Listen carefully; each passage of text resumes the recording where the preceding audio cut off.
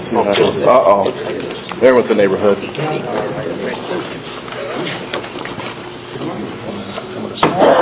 nice guy. Yes, sir. Could you offer the pledge for us? Lead us in the pledge.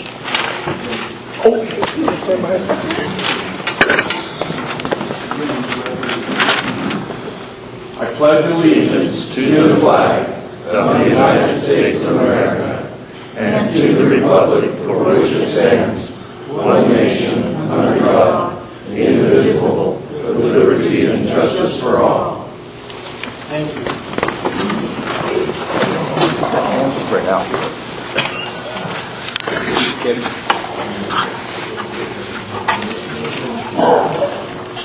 Get you every time. Welcome everybody. Do we have any new hands who just got their license or since last time we met, received their license? Any upgrades?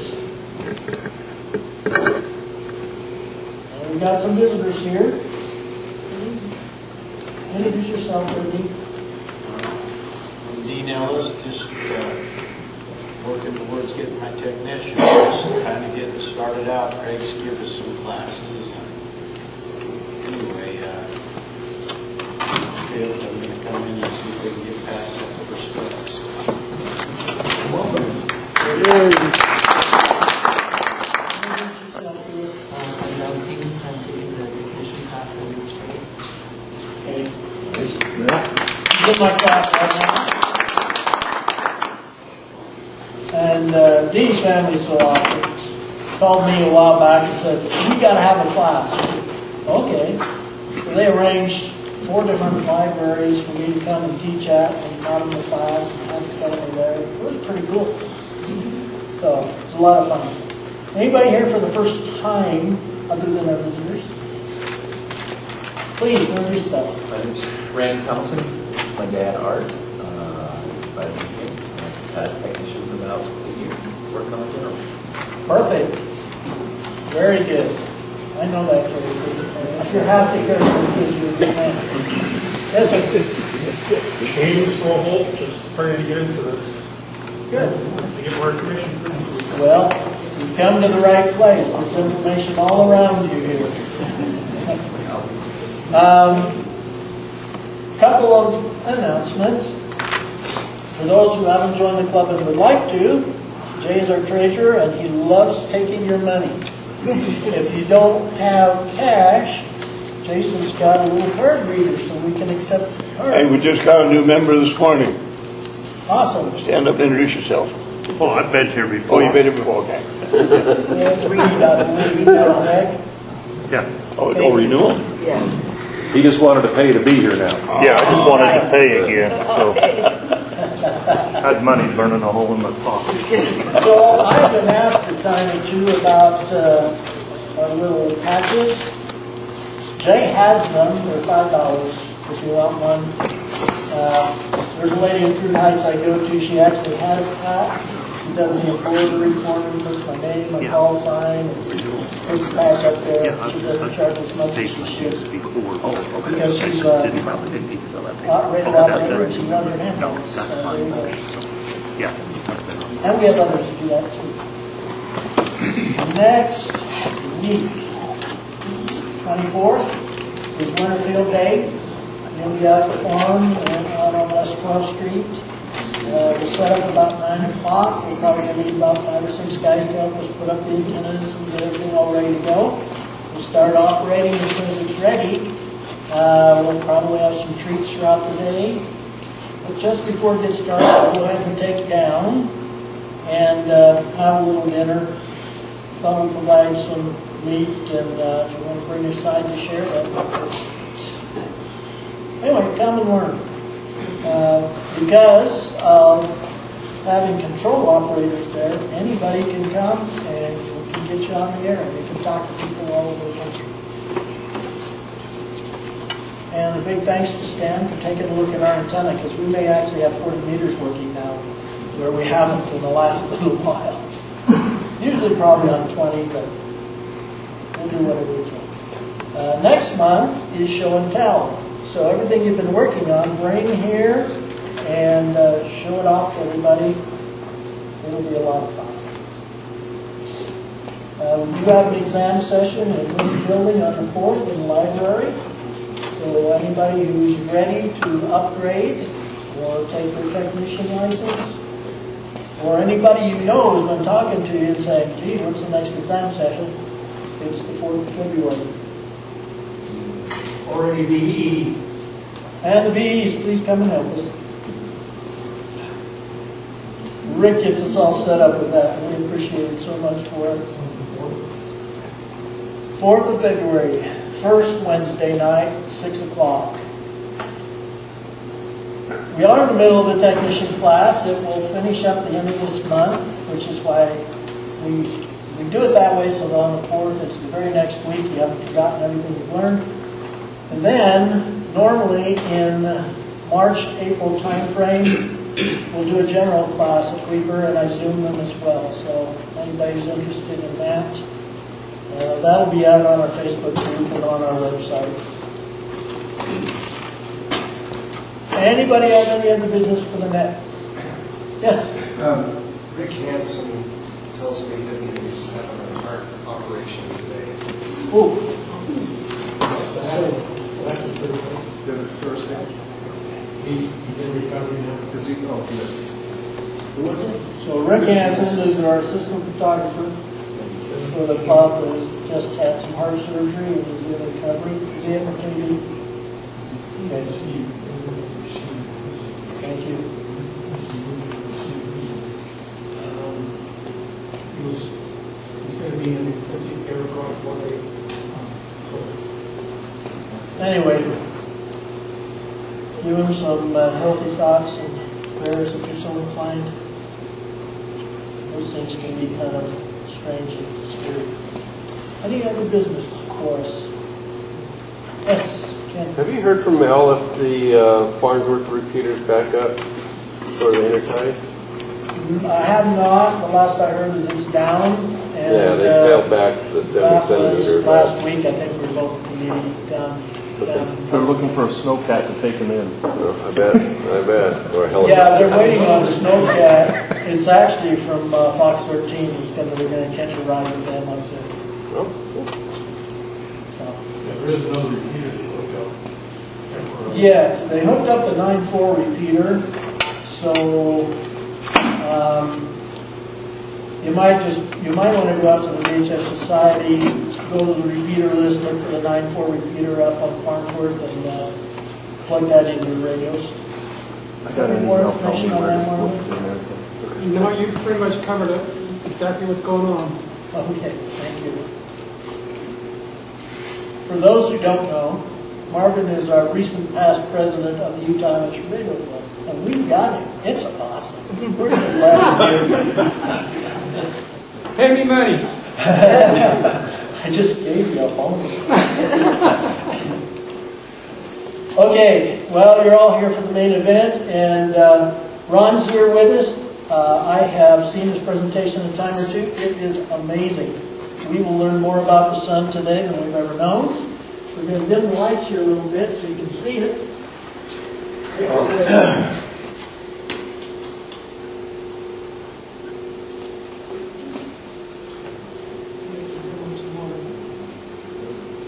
Thanks, Greg, for the warm introduction. And Don, we've been trying to get this to work out. We finally got my schedule and your schedule where I could come in. In fact, I've got another one tonight. I'm doing a Zoom presentation to the New Jersey Association of Astronomers. I think I got that right. So I've been doing these presentations now for a few years. I've got quite a few presentations that I do. And I appreciate the warm welcome.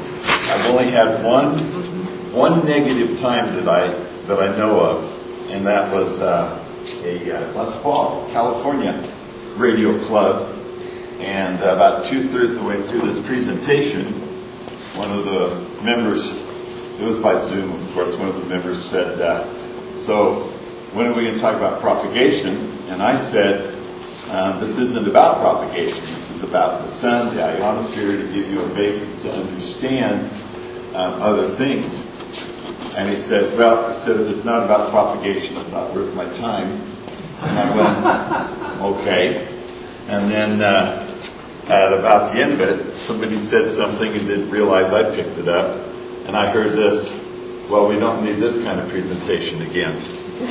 And I thought, well, I hope nobody in here feels that way today. The reason this presentation came about is we have some excellent presentations Carl, K9LA, and others that are very detailed and very advanced about propagation and some of the different aspects of it. And so I was at a convention, I don't remember which one. It might have been at Visalia in California, and I heard people coming out saying, well, I nodded my head, but I didn't really understand what was going on. And so I developed this presentation in answer to that. So today we're going to talk a little bit about the sun, the ionosphere, and some of the effects of how that works. So it's a pleasure to be here with you today. Part of what I do, a lot of what I do, is with what they call HAMSCI. It's a NASA citizen science group. There's a few hundred of us that do this. We have people like myself, lay people, and I'm on with some very famous scientists that are doing research into these areas. So let's visit the sun a little bit and the ionosphere a little bit. And again, I'm not here to do a very technical presentation. We could do that, but that's just not my purpose. So it's a basic introduction. So let's talk about the sun. The sun is 93 million miles away from us. We could fit 1,300,000 Earths into the sun if we were to fill the sun. It's the difference in the size. The sun makes up 99.86% of all of the mass in the solar system. We've got the core, which is where you have fusion going on, hydrogen being turned into helium, and this creates a tremendous amount of heat and an awful lot of energy in the center of the sun. Let's talk about, you're going to hear me talk about plasma. Plasma is a gas that has ionized particles. In other words, atoms where they've been pulled the electrons off and now they're ionized in their polarity. The energy we're talking about in the core of the sun, to come from the center of the sun out to the surface of the sun, takes approximately 100,000 years to migrate out. Some of the temperatures. At the center of the sun, it's about roughly 29 million degrees. On the surface of the sun, it's 18,000 degrees. And as you go away from the sun, a little bit out from the surface, it heats back up to 2 million degrees. For decades, scientists did not know why it got hotter as we moved a little bit away from the sun. With the newest satellite that went up about a year and a half ago, we now know that it's because of magnetism, magnetic energy, magnetic coils that creates the increase in temperature. We also have something that's a little hard to see, but we also have something coming out of the sun. It's called the solar wind. This is continuous all the time in all directions from the sun. It has a lot of protons and helium nuclei, and it goes in all directions into the solar system. And what it is a plasma that's magnetized. And it takes about 4 days for the solar wind to reach Earth. We are constantly in it. And if it's a fast solar wind, it takes about 2 days. And the solar wind, as it comes to Earth, comes at different speeds. When we talk about this, the slow solar wind tends to come from the middle latitudes at about 200 miles per second, pretty slow. And the fast is where we have coronal holes on the sun, and it's mainly found at the poles of the sun. And those are the coronal holes. A little hard to see with this lighting, but you can see the darker mass as opposed to the sun. This becomes very important when we talk about solar storms, CMEs, and things like that we're going to get into in a minute. So picture kind of like a rock in a stream with the hits the rock and then the current flows around it. You have the same thing. As the sun puts the solar wind out to the earth, you get the streaming on the sides and it pushes up against the earth, which affects our magnetic field around the sun, which you see, we're going to talk about here in a minute, with the K planetary index. That if you follow propagation, you'll watch that pretty closely. Let's talk about sunspots a little bit. Some of the early theories back in the 16 and 1700s was that some of the press put out that they felt that this was a speck and the astronomers were not cleaning the telescopes. You had others that said, well, the sun is hot and you have mountain peaks that push up, and when you see a sunspot, you're seeing a mountain peak on the sun. Others said that, well, the sun is surrounded in clouds, and what you're seeing is when the clouds part, you're able to look at the sun a little bit. And that was the general understanding of what a sunspot was. I'm ready to walk over to love sunspots because this increases our DX propagation. Right now, of course, we're on the downside of 25. Cycle 25 starts to decrease. The first sunspot that we have an official record of is from the Chinese, and it was 700 BC. And then we've got records ever since of sunspots, but that's the first known one. We have cycles. It's an 11-year cycle. The complete cycle would be 22 years. But typically, if you're reading in QST or the solar propagation reports, you'll hear about the 11-year cycle. You'll have a maximum and you'll have a minimum. The most intense cycle ever on record, many of you in here might remember it, was in 1954, and it was cycle 19. And that had more sunspots and more activity than any other cycle that we are aware of. And the smallest one that we've had was our previous one, cycle 24, had the least amount. And of course, right now, we're in cycle 25. And again, we've passed the maximum, and we're now starting to go down just a little bit. Here's 400 years of sunspots where we actually kept records. You've probably heard of the Maunder minimum, where there was basically no sunspots for about 50 years. It's interesting, there's some new research going on in which they tied this to what's called the Ice Age or the Frozen Age in Europe and in parts of the world. We don't know if there's a correlation, but there's some interesting research going on by some geophysicists about whether or not there was. And then you've got another minimum here that occurred in the early 1800s. You've got cycle 25 or cycle 24. And then this just gives you an idea of what it's like and how much it has varied with sunspot activity. So where are they found? Sunspots tend to start at the minimum of a cycle. They will start in the middle latitudes. And when we talk about latitudes on the sun, usually on the Earth, we're talking about a geophysical, a set latitude. But on the sun, the latitude, we're generally talking about a magnetic latitude. So it can vary a little bit. And on these middle latitudes, sunspots will start. They'll start to go up, or they'll go down towards the solar equator.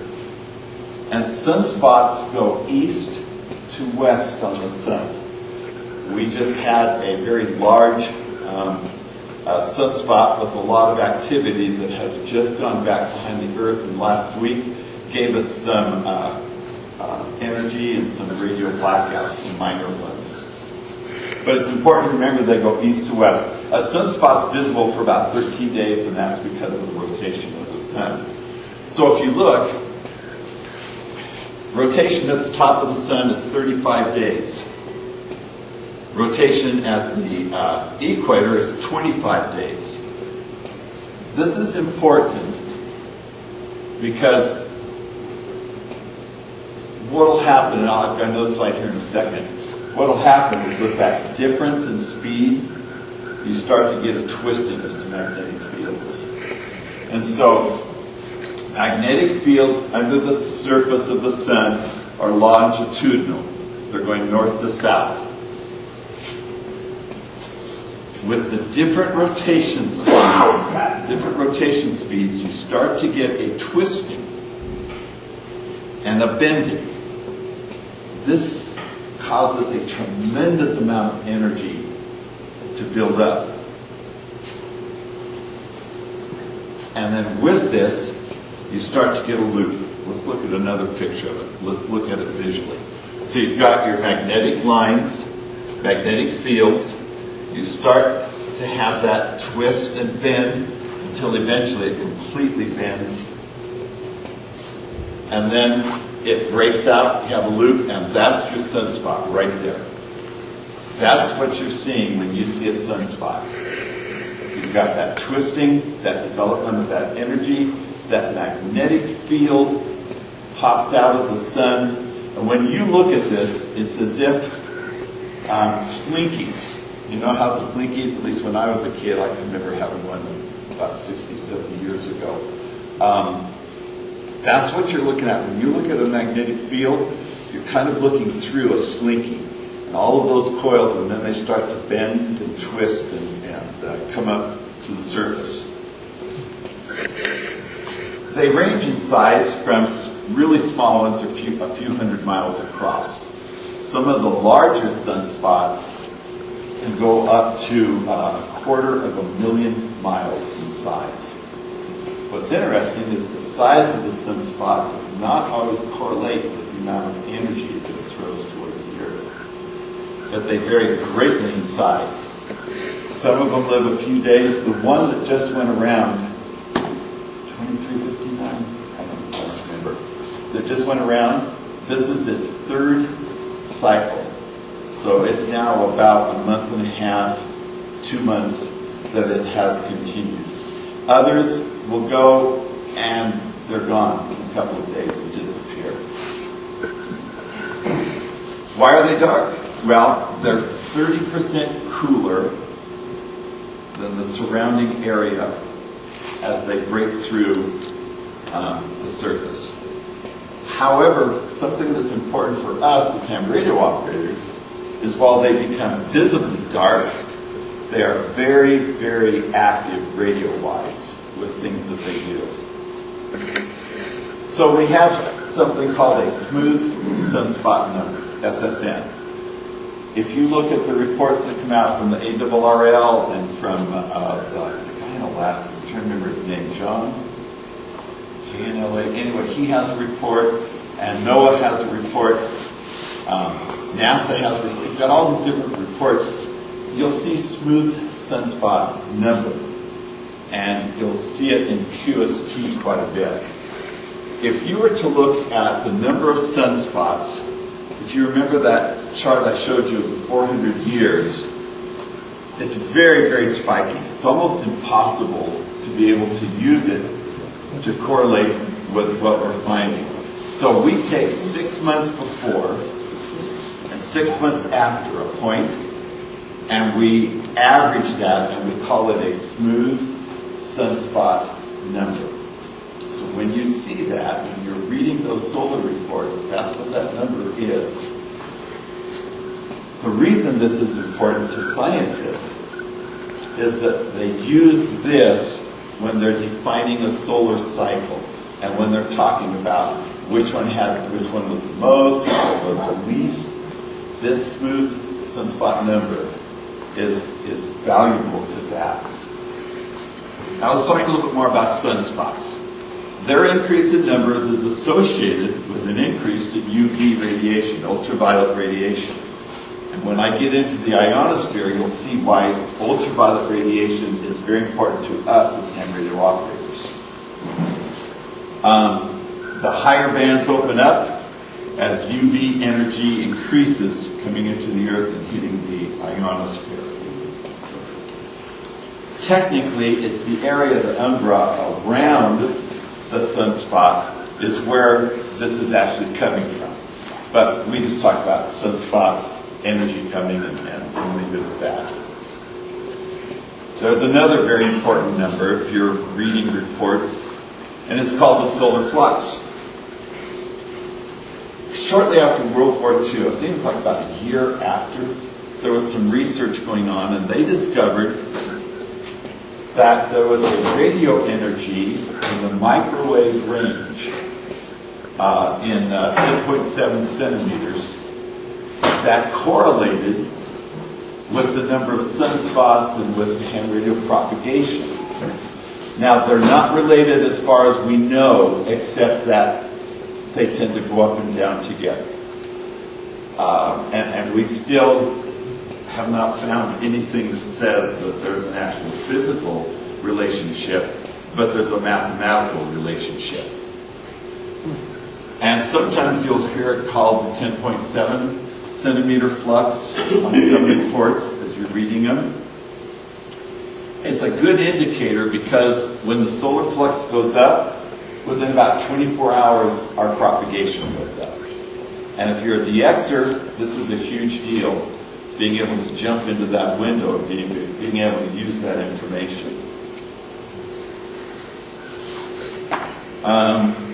So the solar flux is reported every day. Values are 60 to 300. I think last summer we were at like about 230, pretty high number. Now, I haven't looked lately, but I think we're down to about 170 for that number. Low values typically means that your DX propagation, your long range, your 10 meters, 17 meters, and some of that will not be great. As it goes up, you'll see that propagation increase. I said 24 hours, and that's standard. Sometimes it takes longer for our propagation and how good we communicate on the radio, but usually within about 24 hours, we'll see that come up. Now, let's get into the storms that come from the sun. You'll hear a lot of terms that are used incorrectly. On the news, when we had the auroras late last spring, there was a lot of misinformation out, and such as that. A solar flare is a brief, very high intensity, high energy eruption from the sun. It does not have a lot of material. It has X-rays, protons, electrons, and it's caused by, if you remember back on that slide where you saw those magnetic lines coming up out of the surface, as they continue to twist, the energy created is so intense that it will actually cause a flare to come out from the sun. They're very fast.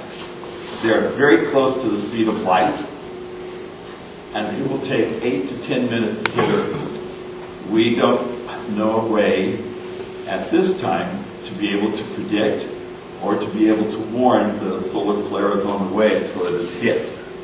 They can affect power grids, satellites, and cause us to have a radio blackout or a diminished radio capacity. I remember last year when we had one, I was on the air and just doing some general DX. I was working some rare island out in the middle of nowhere. And all of a sudden, dead. Not diminished, dead. So what's the first thing? Great, what happened to my antenna? I go out and I look at my antenna and I do my other stuff. And I'm checking the coax. I'm like, what in the world? So I start going through the bands. dead until I got down to about 30 or 40 meters. And so then I got on and checked Dr. Scove's site and found out that we'd had a solar flare hit. And it was one of the most, over the decades that I've been in ham radio, I've seen that, but I've never seen it go 100%, no communication anywhere on the frequency that I was on. And that's usually from a solar flare. And they're associated with something called a CME. This is a coronal mass ejection. And this is where the confusion starts, is people will mix these up. Solar flare, high energy, not a lot of mass.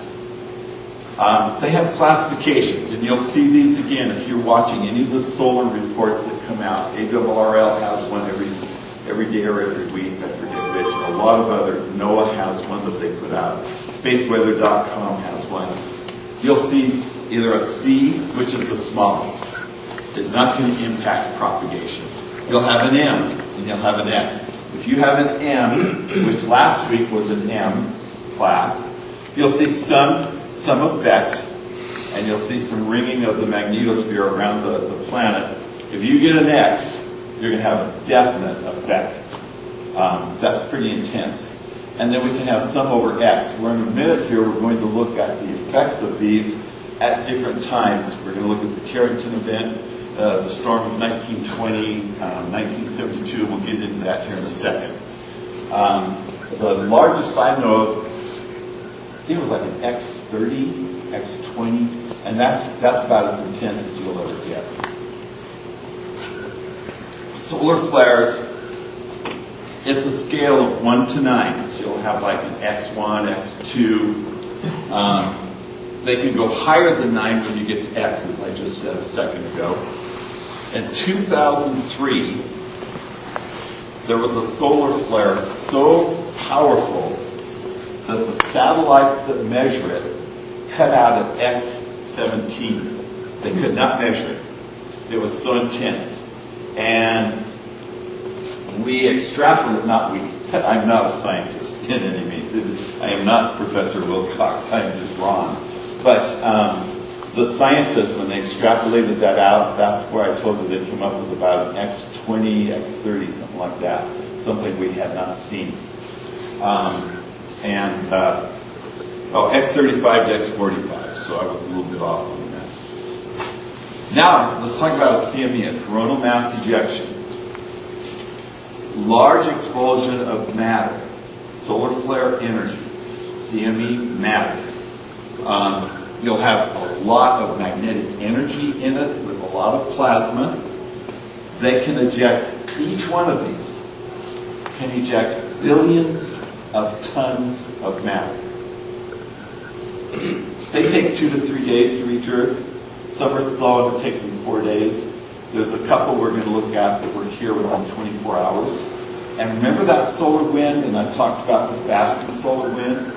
As it is going out and these CMEs bump up against that, it can slow the CME up or come from behind and push it and help increase its speed. This is what causes an aurora. When we have a CME or a series of CMEs, you'll have the auroras with that higher energy and they'll start to migrate south. This is a picture of a CME. And you can see here, that's like you're looking in a slinky, magnetic fields, and then it's pushing off all of that matter. Mars got hit by a huge one a couple of months ago, a massive one. They had to shut down almost all of the different instruments and the little robot guy, I forget his name. They had to shut them down because of the intensity of the CME that hit Mars. Now, look up here at the top. Here's Earth in relation to that. That's to give you an idea of that size and that size difference. Auroras. The first, here we go, the Chinese again, they were on top of stuff. As far as astronomy, they excelled. 800 BC was the first written record we have of an aurora, where it was actually objectively written down what it would do, what were the colors. There's a lot of references from about in the 1000 BC, 1200 BC, where they talked about dragons in the sky. A lot of reports from Asia talked about seeing dragons flying. People would see dragons flying, and then they would eject the fire from their mouth, from their nozzle. This created the aurora. The Chinese would go out and beat pans to scare the dragons away, so that they would not eat up all of the sky. In 37 AD, Tiberius Caesar saw a red aurora. He was sure there was a massive fire, and he sent a whole bunch of troops north to help put the fire out. And it was actually an aurora. There's a lot of references. If you look at it's interesting to go back and read the press clippings that I've done, as I put this together a few years ago, to where in the newspapers they would talk about bad omens. They were talking about bad feelings. When this came, this was an omen of something bad going to happen. There has been fear and trembling throughout history with auroras. Recently, I saw a book, and it was about what they call solar storms, and this supposed guy that knew a lot about it mixed up solar flares and CMEs and a bunch of other stuff, and he talked about how it would destroy civilization if we had a really large one. So in the next slide, this is an example of a false article and a belief from 1910 in relation to Halley's Comet and an increase in auroras. These were the pills that were sold. Dr. Halley's Comet Fever pills. They sold thousands of bottles of these. It was advertised in the newspapers. So what they said was that the auroras were caused by the comet approaching. And they said that the auroras could spread a sickness. And if you bought Dr. Halley's pills, it would immunize something. It would set your system up so that you would not catch comet fever. And like I said, there was thousands of bottles of these sold to protect people. You can get some from Jay after the meeting.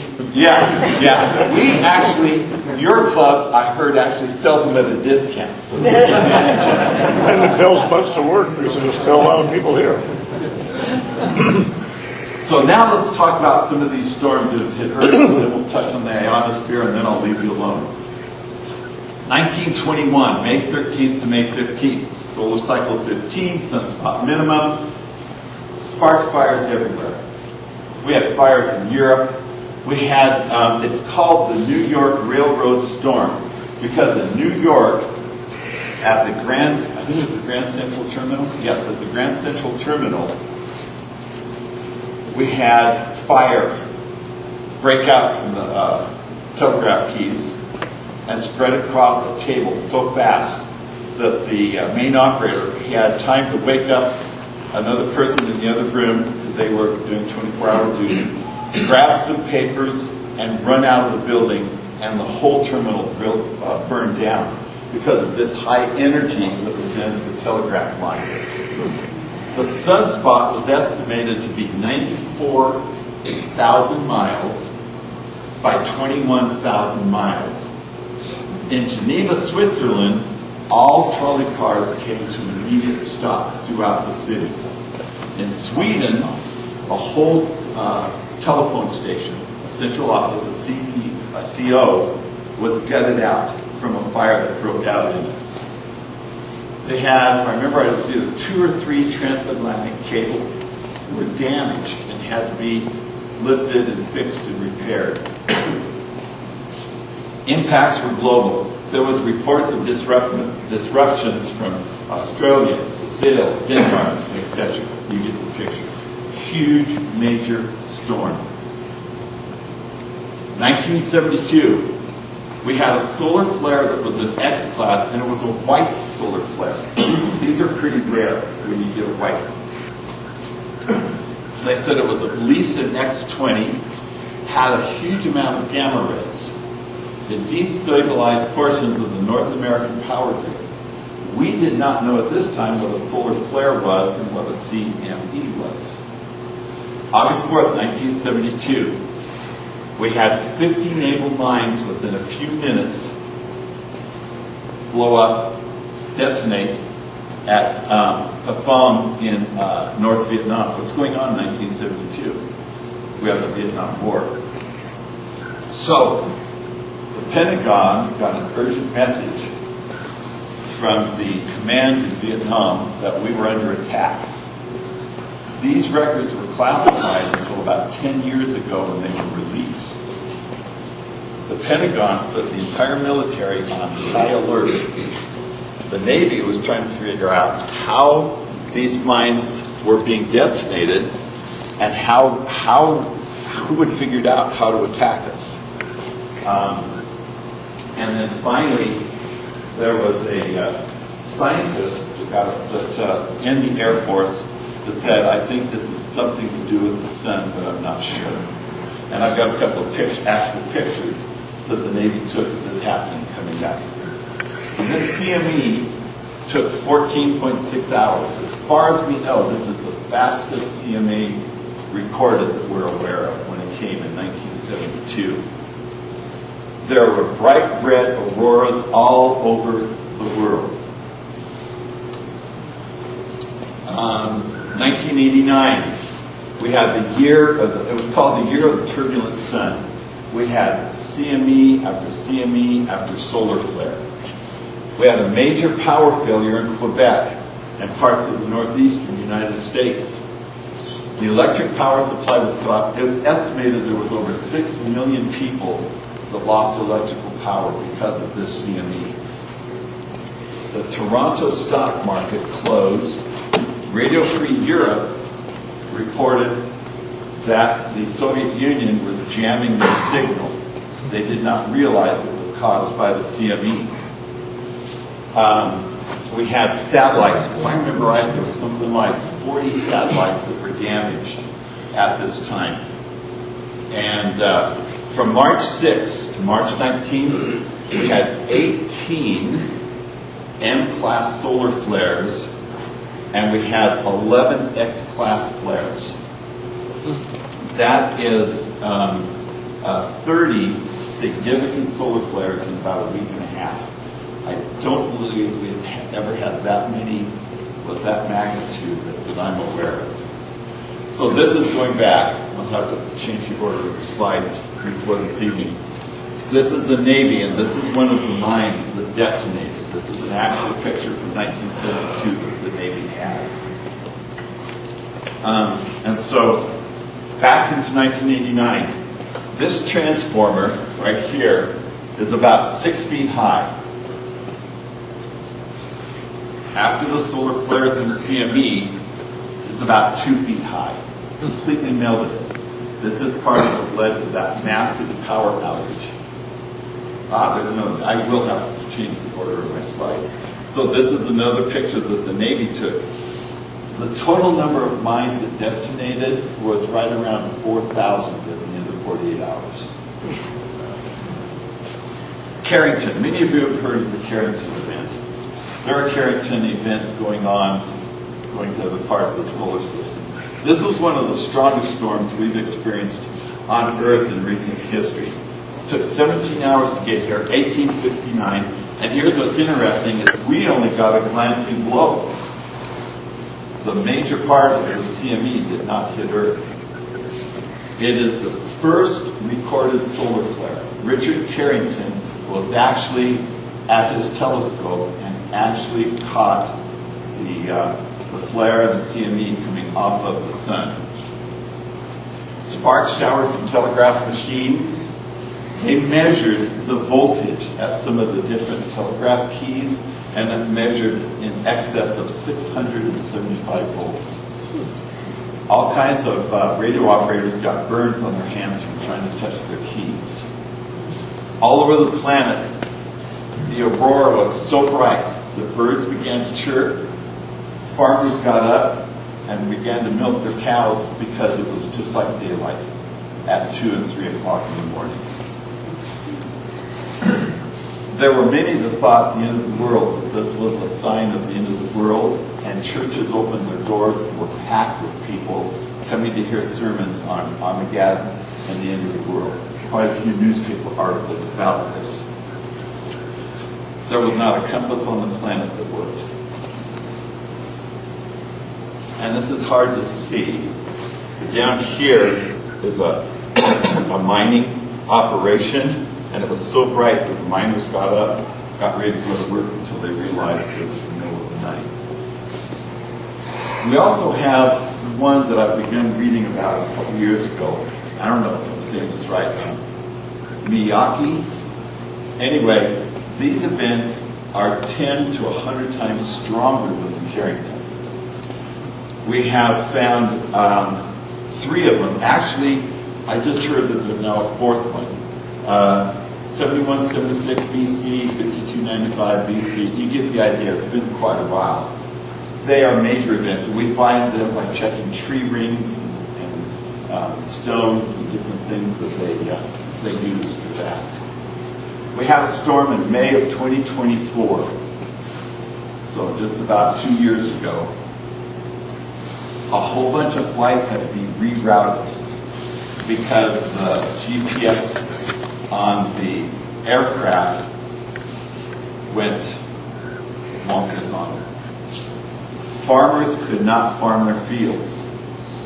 Hundreds and hundreds and hundreds of farmers called into John Deere and said, what's going on? Because so many farmers now use the GPS on their tractors. They couldn't. They had to leave their tractors in the field and abandon them, just leave them there. The thermosphere above us and the different layers, ionosphere and stratosphere, it heated to 2,100 degrees. That's 1,200 degrees more than normal. That's an unusual side effect that we do not see very often. Now here's John Deere sending out to all of the farmers and all of their people. We are seeing GPS issues across our entire service area. It's affecting RTK and GPS. We're trying to determine a resolution. They had no idea what was causing it. A little bit later, an hour and a half later, please be advised that there is significant solar flare space weather activity affecting the GPS. This is a severe geomagnetic storm, the worst since 2005, maybe, and is forecasted to continue throughout the weekend, well, intermittently. We have found that the best course of action at this time is to shut off the RTK in your tractor and just have a grace period. This will eliminate the conflicting corrections that the machine is receiving. We apologize for the inconvenience. And there's actually a whole group of scientists right now that are teaming up with John Deere International and with the tractors. It's being spearheaded by some scientists in England to try to figure out if this happens again, what do we do? Because it was seriously a problem for farmers, and it caused problems with planting, and it cascaded down, and there was a lot of issues from it. Earth has a magnetic field around it, and as it gets pushed by that solar wind, you get the tail. So you can see from the sun, you've got the solar wind, it hits the Earth magnetic, and it gets bounced around it, and after that it gets really complex, and we're not going to go much more. Magnetometer. This is a device that measures magnetism, and it can measure how magnetism changes.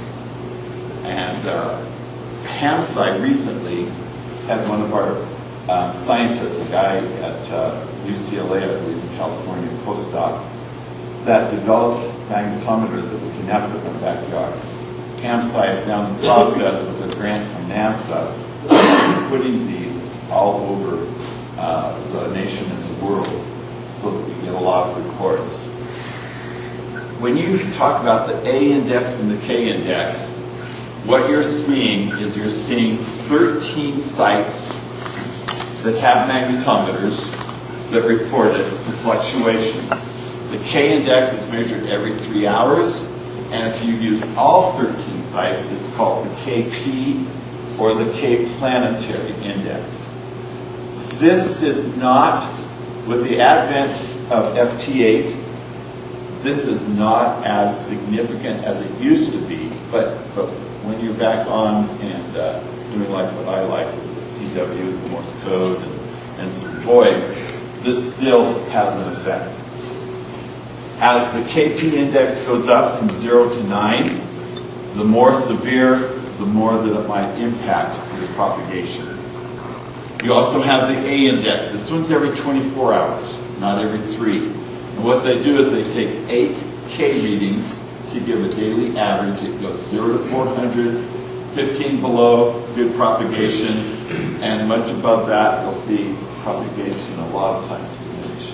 Again, FT8 has changed that quite a bit. It's not as sensitive to that. The ionosphere is the region surrounding the Earth. Most density is in the middle of the ionosphere. All regions, and they're called regions now. We used to call the ionosphere a layer, but we now know it's a region. All of them have ionization, but there's specific characteristics to each region in the ionosphere. Ionosphere are plasma, and what we're talking about when we talk about a radio wave that is bent or refracted back to Earth, we're talking about the density of loose electrons that there are. So the higher the ionization, the more electrons rip loose from oxygen, the more you're going to have that ionization, and the more a radio wave will be refracted and not just go through the ionosphere and entertain all of our alien friends on Mars.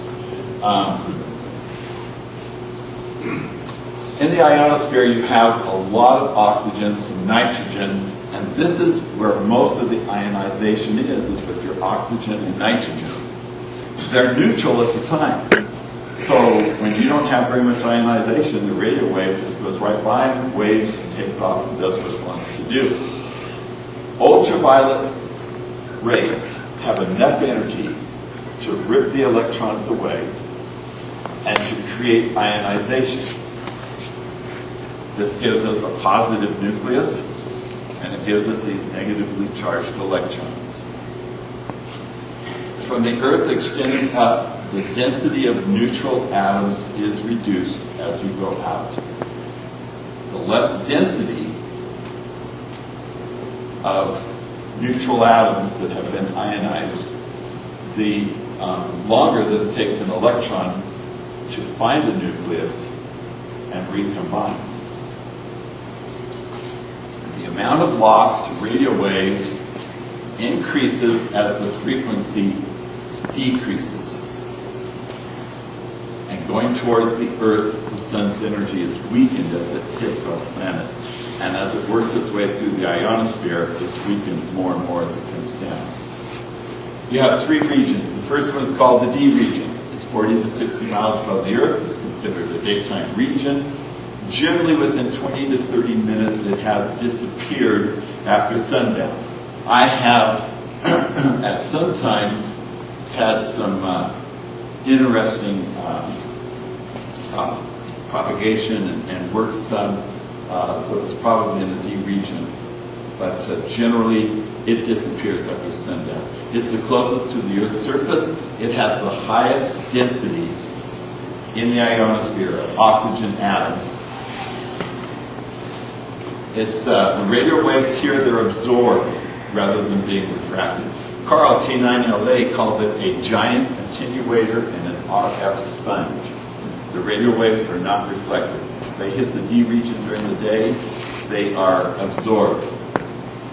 But the higher the frequency, the less that they absorb. So 160 and 80 and 40 are drastically affected when? During the daytime by the D region.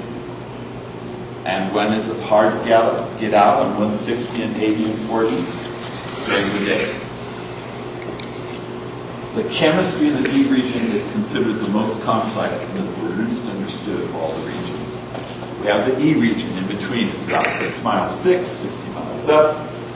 You still got a pretty good density, and the electrons and the positive ions, the nuclei, will combine fairly quickly, so you don't have a lot of ionization. But it will support some limited propagation, and the E region is still mainly a daytime region.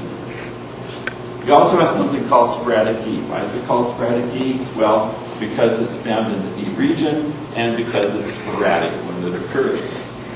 It's about 65 miles up. The height is the E layer. It comes and goes irregularly.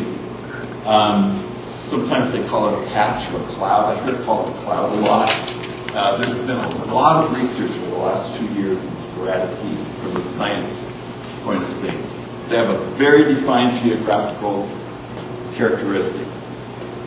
So we, through using things, PSK Reporter and other things, we can tell where a sporadic E region has occurred and track as it's moving. It's thin, it's 50 to 100 miles wide, and they generally move 100 to 200 miles an hour. Causes: metallic ions from meteors, plasma instability, and disturbed magnetic activity.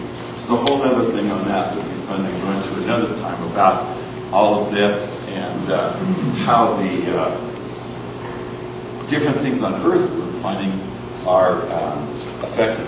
I have been doing a presentation with Dr. Mary Lou West, professor back east, and the Tonga volcano, what was it, 4 years ago? 5 years ago? How it created so much energy that it actually pushed up against the ionosphere, and it caused a TID, a traveling ionospheric disturbance, and how this changed the ionospheric pattern and the propagation patterns, and we can actually trace it and look at it. And we're now finding that there may be some earthquakes that affect it, and it's a whole new area that's opening up. It's very, very interesting. Now we'll talk about the F region. The F region is F1 and F2. Becomes smaller as we go into sunset. This region decreases by about 700 meters per second. It gets smaller and smaller and decreases. It ends up just being one of the layers. F1 rises and falls with the sun, disappears at night, similar to the E layer. Its maximum ionization is around noon. For me, I find that it's about 12:30 to 2 o'clock is when this region is the most active for me from my place. F2, it exists during the day and the night. If you start making some weird contacts on 10 meters in the middle of the night, you are almost for certain in the F2 region. It's the most ionized layer. There's very few atoms, so it stays ionized.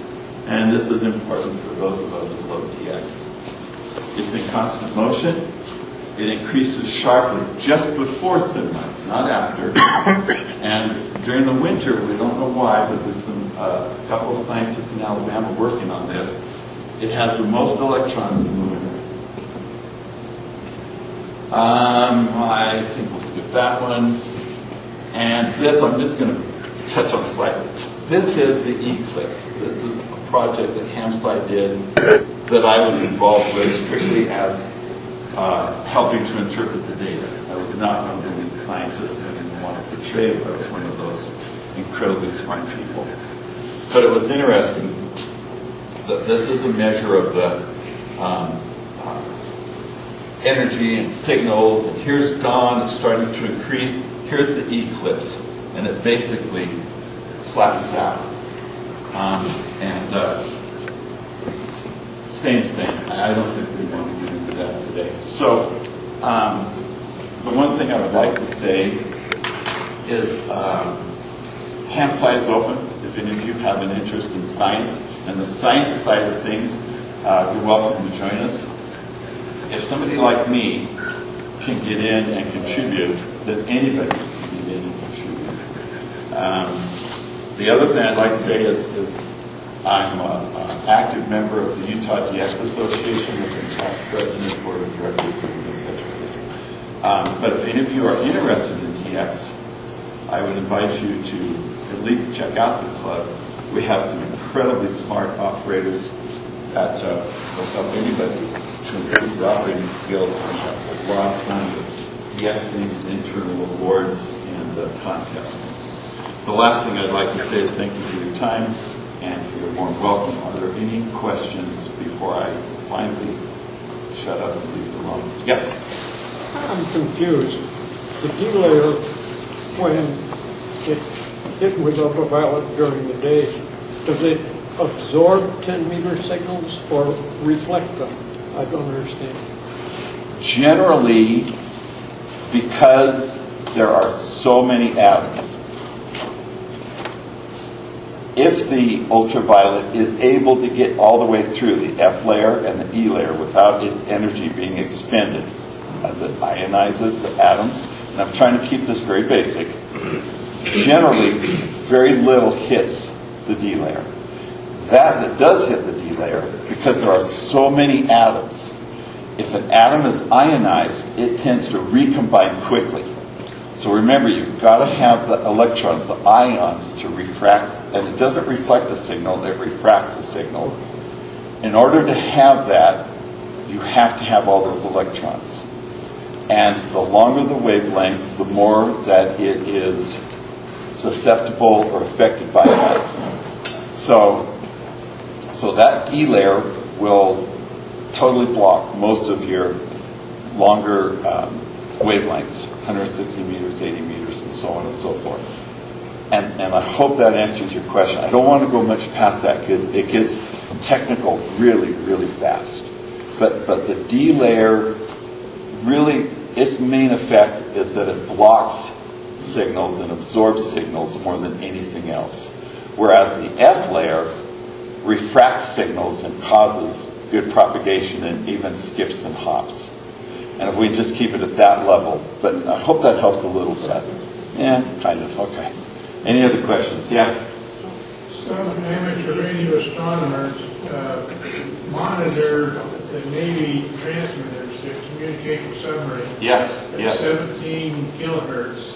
Yes. In Creek, Washington. Yep. And you have a sudden ionospheric disturbance receiver that monitors those signals. Yes.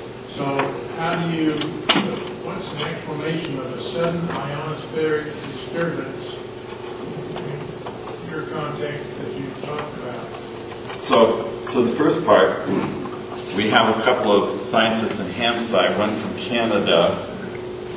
I think the other one is from College of Dartmouth, that are actually working with the Navy and doing a lot of investigation with them. To the second part, when we talk about a sudden ionospheric disturbance, for like the Navy or the Air Force, they tend to group them together. Some radio operators and some scientists, they tend to say, oh, there's sporadic E, which is a disturbance of some kind, moving, and it'll eventually dissipate. And it will really affect 6 meters quite a bit. It just affects the 6 meter frequency. And then we have TIDs, traveling ionospheric disturbances, in the E region, usually sometimes in the F. And this we don't fully understand, but this is an area where you can have an increase or a decrease in the ionization, and it's caused by a sudden outburst from the sun. It can be caused by a volcano. It can be caused by a lot of things, and it's a whole new area of research. With the Navy, they tend to just group all of them together. And if there's a disturbance in the ionosphere and it comes on quickly, it's called ionospheric disturbance. And it's basically an area where you can have like an enhanced propagation, and where like you normally would get out on 80 meters and all of a sudden you get out on 80 meters for a while. And then that disturbance can pass over or dissipate and it disappears. And again, that's kind of a basic answer. I really try to avoid doing too much more. And then that one I'm not too aware. I just know that there's some papers that have just recently been written in the last 6 months about teaming up with the Navy and doing some collaborative research. Anything else? Yeah. What happens to the D layer at night? So what happens to the D layer at night is that it basically disappears. There just isn't a D layer anymore. For a simple answer, the D layer is pretty much gone, and at night it doesn't do anything at all, because it's mainly reactive when we have the sun light up and we have some of that energy and other things like that. but it basically is gone for all practical purposes, which enhances 160 and 80 and 40, because now they can get through the D layer and they can get into the E and F layer and be able to be refractors, and you can start picking up signals with them. Anything else? Yes? What's the best site for monitoring sunspots? I don't think there is a best site. What I would suggest is the site that kind of fits your understanding and your needs. Some sites, like Noah's site, it's just got a ton of stuff. Other sites, like the ARRL, is basically just for ham radio operators and a lot easier to understand. So there isn't an answer to your question except investigate some of the sites and then see the ones that help you the most. Because they vary all over the place. Ham clock. There's multiple sites out there. Yeah, there's ham clock. There's at least 3 sites I know of that list all of the other sites and that have them grouped. All right. Thank you for your time. Oh, yeah. From everything that you've observed in relation to the sun, this might be a little off topic, how does that relate to polar shifts and polar reversals? Are you talking about Earth or Sun? Earth. So the question was, in relation to all of this, how does that relate on the Earth to polar reversals and the polar magnetic pole shifting? Not very much. That is mainly influenced by the core of the Earth and the movement, rotation, and density of the core of the Earth. And that's what affects that.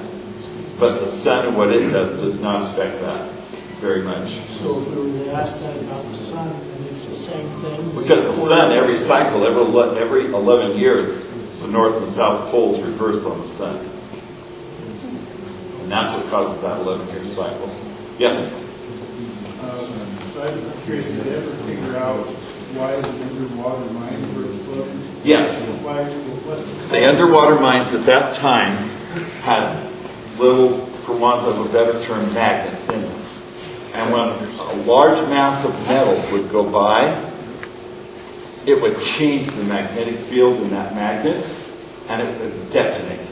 So if you had a large ship go by with all that metal, it would activate that mine.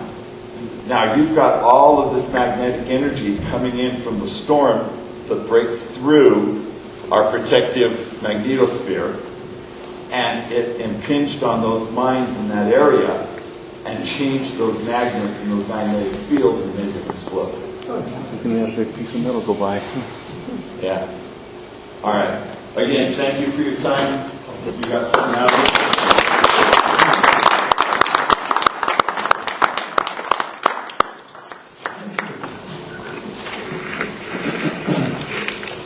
Did I disappoint you this time? This is one of the best presentations I've ever seen. And we so much appreciate Ron. So Ron, Yes, sir. every once in a while, I award an Elmer. And so here's an Elmer from the Org Club for you. And thank we you very much. appreciate so much the presentation that you gave us today. Well, you're generous, and I appreciate the opportunity. I love ham radio. I've been in it since 1984. And as you saw from my bio, Craig and I, we do VE together, and we test, and I've been president and board of directors with quite a few different clubs. I've written articles for QST, CQ, Spectrum Monitor. I've just been involved in the hobby. I love the hobby. I love the friendships in the hobby, and I love trying to help others. So it's my pleasure, actually. We appreciate it. Yes, Neil. What is this call sign, please? Okay. Kilo Fox 7 Zulu November. What? November. Kilo Fox 7 Zulu November. KF7ZN. Okay. You'll hear me on a lot of county hunting, I'm on that. I'm the election coordinator. I love county hunting. You'll hear me at the Utah DX Club a lot, and you'll see me at most of the conventions. I tend to get a lot of invites, and so I do a lot of presentations there as well. So, but if you have any questions, please feel free to email me. I'm on qrz.com. If I can help you with joining the Utah DX Club, I will tell you what, in my opinion, strong clubs is the heartbone of our hobby with the friendships and associations. That's my personal opinion, but I really, really push being part of a club and supporting that club. I just think it's critically important. Actually, you have to belong to at least 5 clubs. Just saying. I've gone from really active with 9 clubs that I'm now just active with 5 of them. The time just, as I got more and more active in Hamsai and more active with others. But yeah, and I hope you'll, I'll apologize. I have some grandchildren waiting for Grandpa. We have some fun activities, and so I'm going to exit now and go home and then rearrange my slides so they're in the right order for that New Jersey group tonight. So, you know what? I will do that. I love donuts. We've got a little time, and we got a couple things to visit about. Gary has put together a book of POTA activity that we've done as a club. And so just take a minute here, Gary, and show us a little bit. Maybe we can leave it up here, and we can all look at it. Meanwhile, please go have a donut, because, you know, some of us can't take them home. Check out the newsletter. I did an article about the POTA. Cool.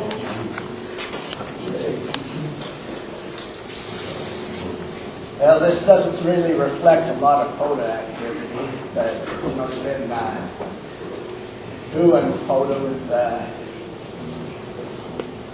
the special event we do at Golden Spike. So we've picked up a few awards, as I just say. These aren't great awards. Of the Parks on the Air, you can get a lot of awards. Here's what we got beginning 2022. I think this we might have got this one for activating, or not activating, I mean, but hunting a park on Winter Field Day. I think before the field day actually started, I think it started in June, is that right? We cheat. I think we got a park, hunted a park. This award is for the first 10 parks we hunted. Here's an award for 20, an award for 30, award for 40, there's an award for 50, then it jumps to 75. The more you get, the further you have to go between awards. This is for 75, this one's for 100, and so like I say, that doesn't show a lot of activity, but we've got well over 100 parks hunted. We got 2 activations, and I don't think they give an award for 2 activations.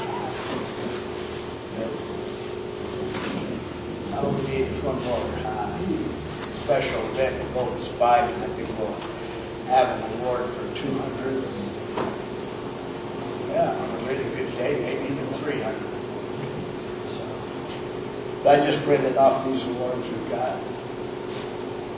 I had to look at them. Maybe able to encourage parks on the air. I haven't ever activated a park. I like to hunt. I've hunted over 2,100 distinct parks there. 2,100 different ones. Of course, a whole bunch more than I've done many times. One in Texas, Cedar Hills State Park, I think I've got like 76 times. As far as distinct parks, it only counts as one. Thank you. Who here's activated, who's here activated public? Craig, I did, Go ahead. 2 of us did 4 last weekend. Awesome. I'm told it's an addiction from the folks that I talk to about it. I'm told it's a lot of fun. Maybe someday I'll stop doing other things and get around to doing more radio. But, you know, administrator stuff gets you down. Go ahead. I've seen Evan activated some parks. I've seen him activated parks. Hadn't been able to hear him yet, though. What I found about a week ago, just for the heck of it, if your park, you work another park, you get twice the number of points. Yeah, park. So I simply went on, registered, made one contact as an activator, and then nothing but park to park after that. Just like a hunter going to those, but I'm getting twice the number of points. So fun and tricks you can have with parks on the air. And there's like 256 parks, waterfall management areas, wilderness areas that are all numbered and legitimate here in Utah alone. So there's a lot of opportunities.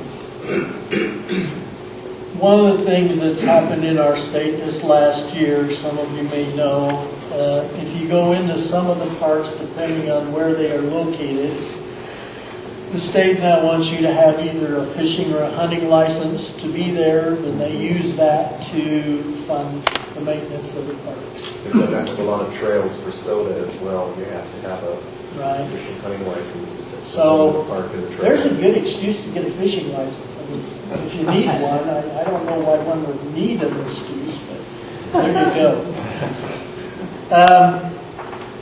One final thing I'm going to share with you, and it goes along with being part of the club. I love being part of the clubs. As you know, I tend to do a little bit with this club. I'm a member of not only this club, but the Davis Club, Utah VHS Society, Utah Amateur Radio Club, the National Club, ARRL, and honestly, the reason I support all these clubs is because each one of them provides something back that I use quite a bit, and I just, in my own thinking, my own little brain, I think, you know, it's probably a good thing to pay forward a little bit and help these clubs keep providing all of the services and everything that they do for us.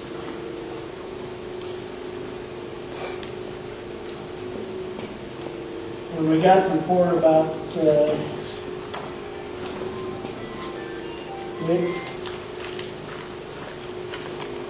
some of you know this, some of you don't, but I want to put everybody's mind at ease.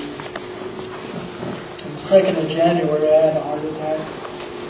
Yesterday afternoon, I finally got the results back from my scans, and I'm good.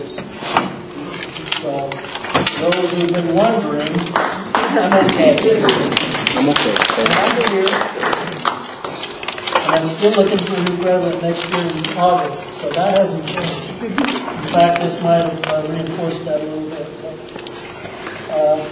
I appreciate a lot of kind words from a lot of people who've been wondering what I've been up to. Quite honestly, I've been up to doing the same things I've always been doing. I've been teaching a class every Wednesday night, and whatever else I think I can do. With that, I think we've had a wonderful meeting today. Yes, sure, please. Okay. 2028, if the Vision Convention falls to Utah once again. It's probably going to fall to me to do it. The first step, of course, is to find a venue to do it. We're looking at a few places. Craig and I went and looked at Golden Spike Arena here a bit ago. That's enormous, has some advantages, a lot of advantages actually. However, it doesn't have any classrooms, and we need classrooms. The only thing we could do there would be to cordon off portions of the arena to make classrooms, and frankly, I really don't think that's going to work.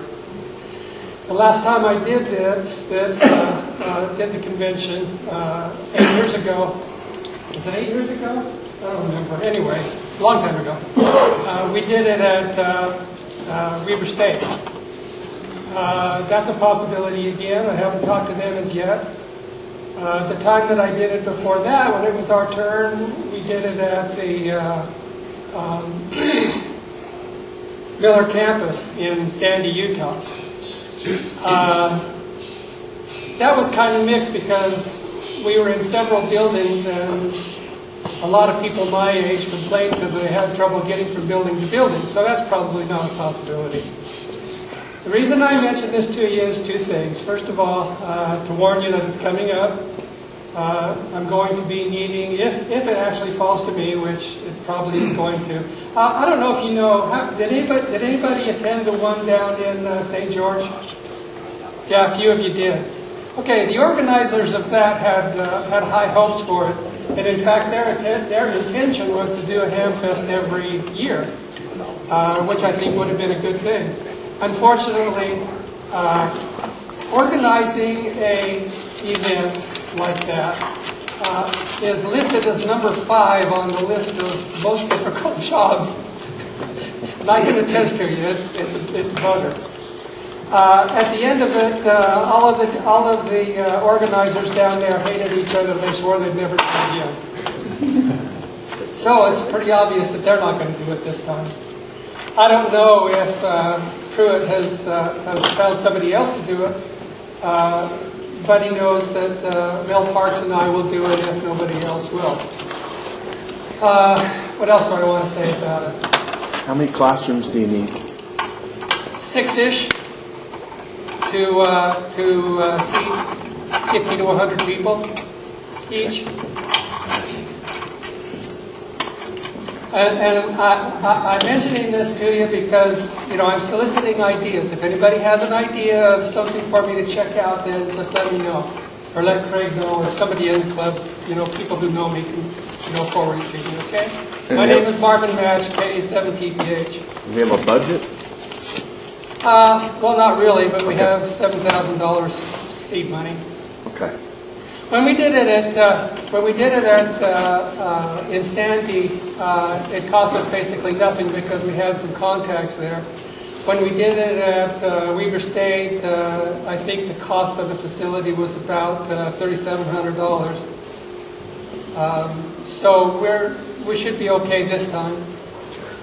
When I did the first one, my goal was to make it as accessible and as cheap for all the attendees.